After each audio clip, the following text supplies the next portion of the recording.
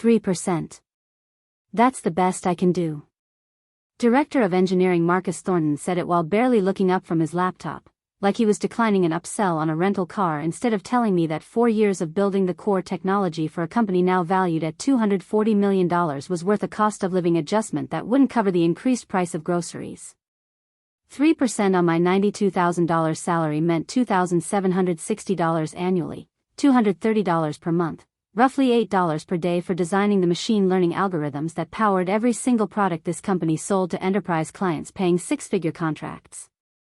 I'd requested 15% based on market research showing senior ML engineers with my specialization earning $130,000 to $160,000 at comparable companies, backed by documentation of the 3 patents pending under my name that represented approximately 70% of our intellectual property value.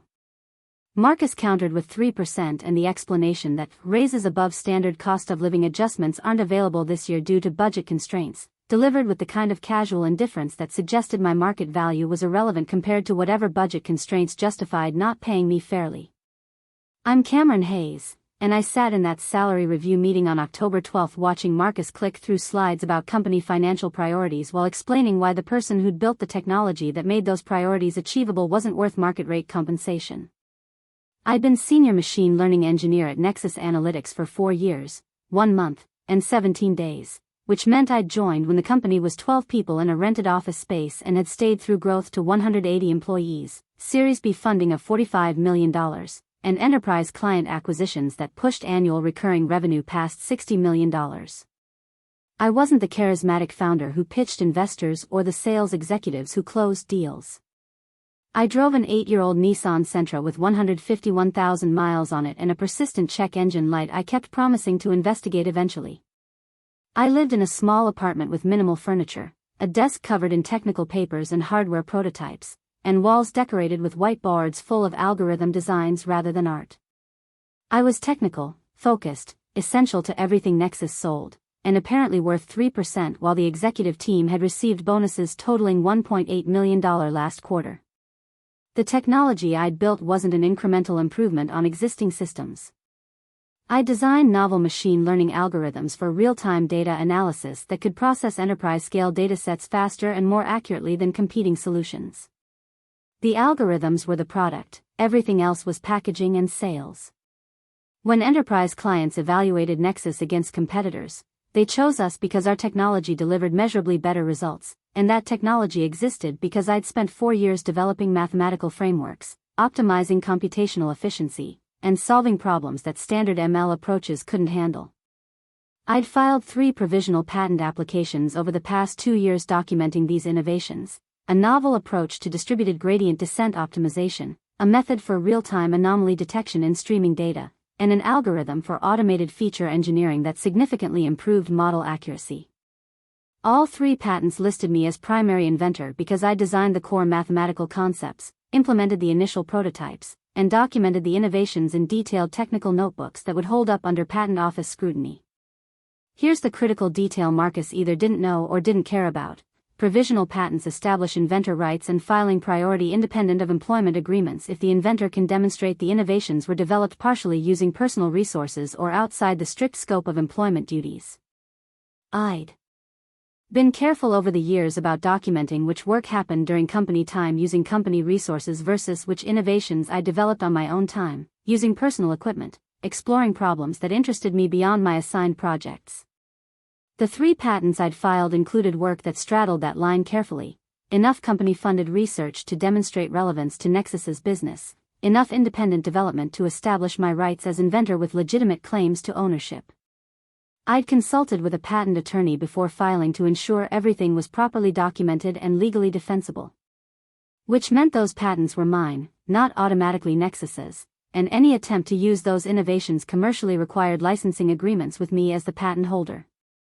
After the salary meeting where Marcus offered 3% like it was generous compensation rather than an insult, I made a decision.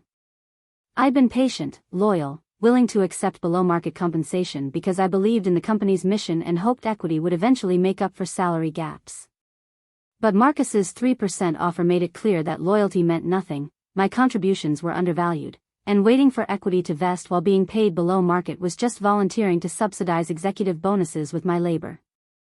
On October 15, I filed formal patent applications converting my 3 provisionals to full utility patents with the USPTO. The applications included detailed technical descriptions, mathematical proofs, implementation examples, and documentation showing I developed significant portions of these innovations independently using personal resources. I also filed a declaration of inventorship establishing my rights as primary inventor independent of my employment relationship with Nexus.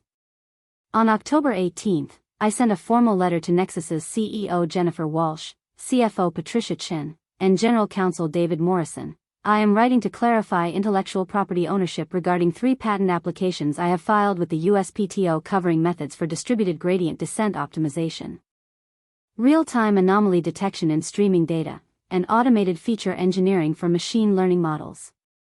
These innovations represent core technology underlying Nexus Analytics' current product offerings. I have filed these patents listing myself as primary inventor based on independent development work documented in personal technical notebooks and conducted partially using personal resources outside my employment scope. I am providing this notification to establish clear ownership rights and to inform Nexus that continued commercial use of these technologies requires negotiation of appropriate licensing agreements.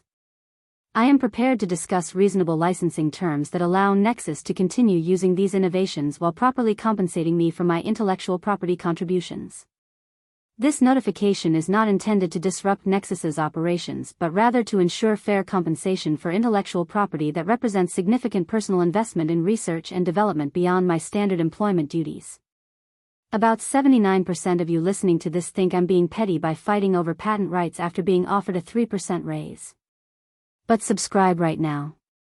Because what happens when a company realizes their core technology belongs to an engineer they undervalued is a lesson in why intellectual property matters more than org charts.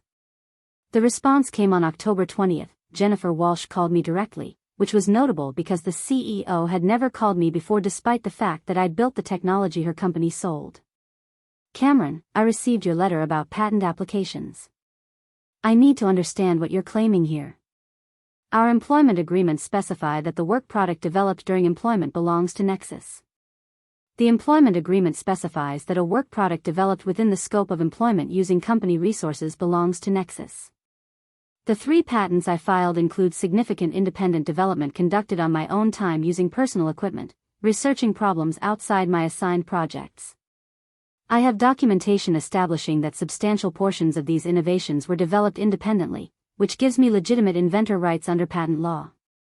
Cameron, the technology you're claiming patent rights to is core to our product. If you're asserting ownership of that IP, you're basically saying we can't use our own technology. I'm saying the technology is mine based on documented independent development, and that continued commercial use requires licensing agreements. I'm prepared to negotiate reasonable terms. What kind of terms are you looking for? Retroactive licensing fees for past use calculated at 5% of revenue attributable to these technologies, which based on Nexus's current ARR would be approximately $3 million annually. Going forward, either a perpetual license with fair market value payment, or equity compensation that reflects my IP contributions to company valuation. Silence. Long enough that I thought she'd hung up. Cameron, we don't have a $3 million budget for retroactive licensing fees. And we're not restructuring our equity to give you ownership stake based on patent claims that our legal team will dispute. Then you'll need to stop using the technology until ownership is resolved through legal proceedings. Patent law protects inventor rights. If I can demonstrate these innovations were developed independently, Nexus doesn't have automatic rights to use them commercially. You're going to destroy the company over a raise dispute? I'm protecting the intellectual property I developed. Marcus offered me 3% raises while executives received $1.8 million in bonuses last quarter. The market value for my work is substantially higher than my current compensation. These patents represent leverage to ensure fair compensation. Jennifer ended the call. 2 hours later, David Morrison, our general counsel, called. Cameron, I've reviewed your patent filings and your employment agreement. This is going to get complicated and expensive for both parties. Are you sure you want to pursue this? I'm sure I want fair compensation for my contributions. If Nexus values my work appropriately, we can resolve this through negotiated licensing terms. If Nexus wants to dispute my patent rights, we'll let courts decide whether my documentation of independent development establishes inventor ownership. Patent litigation is expensive and time-consuming. Even if you win, it might take years. I'm aware. But my patents establish filing priority and inventor rights.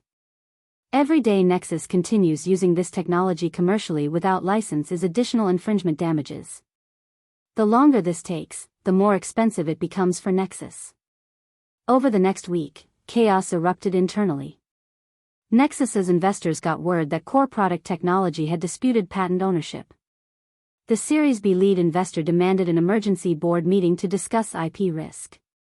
Enterprise clients asked questions about technology ownership after seeing my patent filings in the public USPTO database. Nexus's valuation for the planned Series C funding round was suddenly uncertain because investors wouldn't commit capital to a company with disputed IP underlying their core product. On October 30th, Jennifer called another meeting.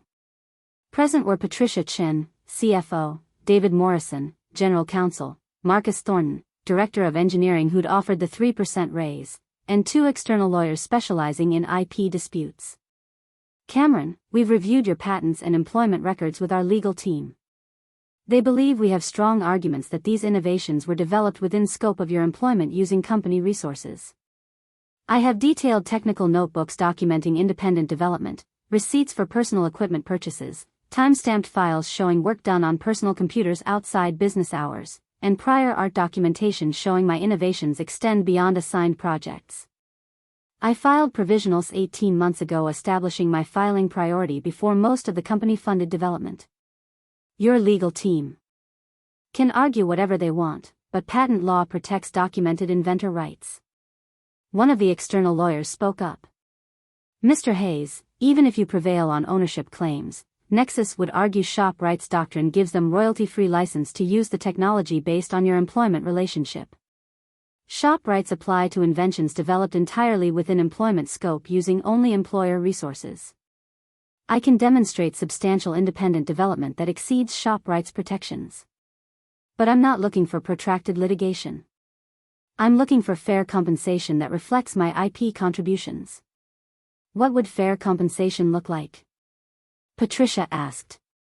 10% equity stake in Nexus reflecting my IP contribution to company value, or $5 million payment for perpetual exclusive license to all 3 patents, or $400,000 annual licensing fee for non-exclusive use.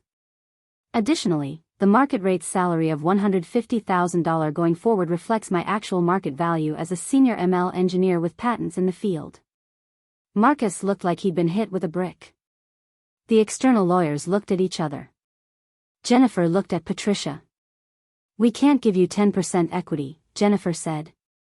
That would dilute existing shareholders and create precedent issues with other employees. Then the $5 million license fee or annual licensing payments. My IP attorney has calculated that enterprise ML technology with these capabilities licenses for 5 to 8% of annual revenue at market rates. Nexus's current ARR is $60 million. 5% would be $3 million annually. I'm offering $400,000 as a discounted rate based on my existing relationship with the company. Patricia spoke up. We don't have $5 million in cash for an upfront license payment. We're trying to preserve cash for operations and growth. Then we structure annual licensing payments. $400,000 per year for 5 years, plus equity grant of 2% fully vested reflecting my IP contribution, plus salary adjustment to $150,000. Total 5-year cost of approximately $2 million in licensing fees plus equity valued at roughly $4.8 million at current $240 million valuation. The external lawyers and internal executives had a whispered conversation. Then Jennifer spoke. We need to discuss this with the board and investors.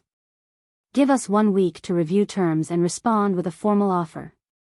November 8th, David Morrison called with a settlement proposal.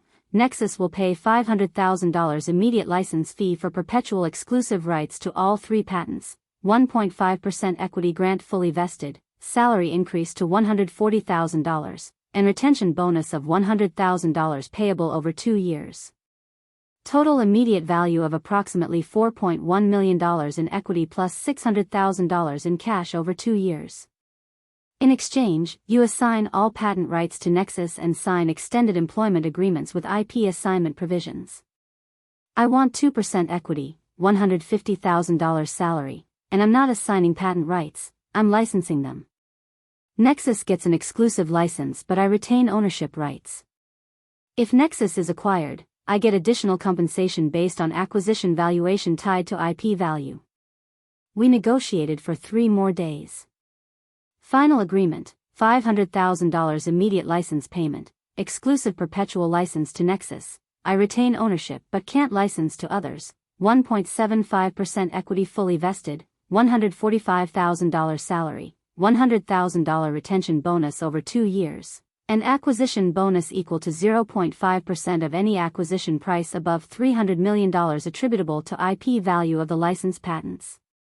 Total package value, approximately $4.7 million in equity at current valuation plus $745,000 in cash over 2 years. Compared to the $2,760 annual raise Marcus had offered 6 weeks earlier. I signed the agreement on November 15. The patents were exclusively licensed to Nexus, I got fair compensation for my IP, and the company could continue operating without disputed ownership. 6 months later, Nexus closed Series C funding at a $350 million valuation. The funding announcement specifically cited strong IP portfolio and proprietary ML technology as key assets. My 1.75% equity stake was now worth approximately $6.1 million. 1 year later, Nexus was acquired by a major tech company for $580 million. Under the acquisition bonus clause in my agreement, I received 0.5% of the acquisition price above $300 million, approximately $1.4 million. Combined with my equity payout and licensing fees, my total compensation from the patent negotiation exceeded $8 million. Marcus Thornton, who'd offered me 3%, was not retained by the acquiring company. His final compensation from the acquisition was approximately $340,000 from his small equity stake. Less than 5% of what I received from the intellectual property he'd undervalued. 2 years after the 3% offer, I ran into Marcus at a tech industry conference. He was working as an engineering consultant, having left Nexus shortly before the acquisition. "Cameron, I heard you did well from the Nexus acquisition. Congratulations. The patent licensing agreement worked out." "Thanks. I'll be honest, I didn't understand the IP situation when we had that salary conversation. I thought raises were just about budget constraints." "They weren't about budget. You had $1.8 million for executive bonuses but couldn't find market rate salary for the engineer who built your core technology. The budget constraints were about priorities, not actual constraints. In hindsight, the 3% offer was probably a mistake. In hindsight, undervaluing the person who built your intellectual property and assuming they wouldn't protect their inventor rights was expensive. The patents were always mine. You just didn't realize it until I made it legally explicit. The lesson isn't about revenge through IP litigation. It's about understanding that intellectual property belongs to inventors who can document their work, that market value doesn't disappear because someone offers inadequate raises, and that engineers who build valuable technology have leverage through the legal frameworks that protect innovation. Marcus thought offering 3% while cutting costs was smart management. What he didn't understand was that I'd been documenting independent development, filing patents establishing inventor rights, and building leverage that made my IP contributions impossible to ignore. That 3% offer cost Nexus approximately $8 million in licensing fees, equity grants, and acquisition bonuses. They saved $2,760 on my annual raise and paid $8 million to retain rights to technology they'd assumed they owned automatically. Thanks for staying through this story, everyone who understands that intellectual property law protects inventors who document their work and that market value doesn't change based on inadequate compensation offers. If this resonated, if you've been undervalued or had your contributions dismissed, subscribe and share your experience. Your innovations don't belong to employers automatically. Patent rights protect documented inventors. Fair compensation isn't optional when the technology you built is what makes the company valuable.